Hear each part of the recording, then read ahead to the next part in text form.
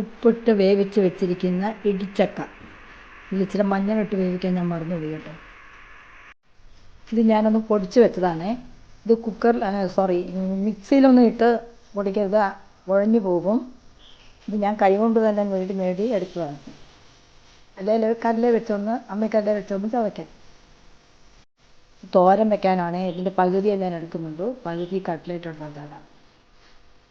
തോരന് ആവശ്യമായ സാധനങ്ങൾ: കറിവേപ്പില, 7 അല്ലി വെളുത്തുള്ളി ചതച്ചത്, കടുക്, ജീരകം, കാന്താരി, 1 നാളികേരം ചെറിയത്, അരിമണി, ഉഴുന്ന്. കടായി വെച്ച് വെളിച്ചെണ്ണ ഒഴിക്കുക. എന്നിട്ട് ഓരോന്നായി ഇടുക. കടുക് പൊട്ടിക്കുക,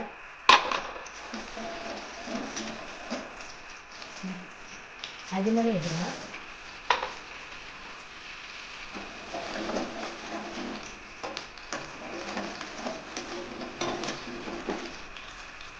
ജീരകം ഇടുക, വെളുത്തുള്ളി,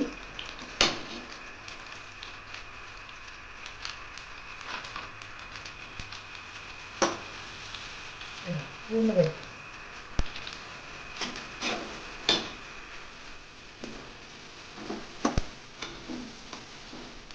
കാന്താരി ചതച്ച് വെച്ച്.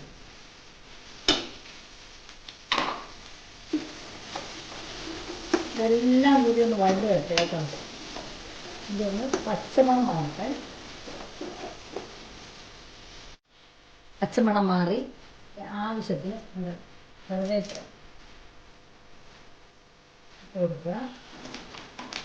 എടുത്ത് വെച്ചിരിക്കുന്ന നാളികേരവും ചേർത്ത് ഒന്ന് ചുമക്കെ വറുക്കുക.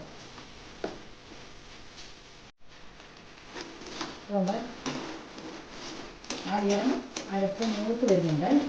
ഇതിലോട്ട് എടുത്ത് വെച്ചിരിക്കുന്നത് നമ്മുടെ ഇടിച്ചക്ക. ഇത് മഞ്ഞളിട്ട് വേവിച്ചില്ലല്ലോ, അതുകൊണ്ട് ഞാൻ ഇച്ചിരി മഞ്ഞൾ കൂടി ഇട്ടു. അതുകൂടെ ഇതിലോട്ട്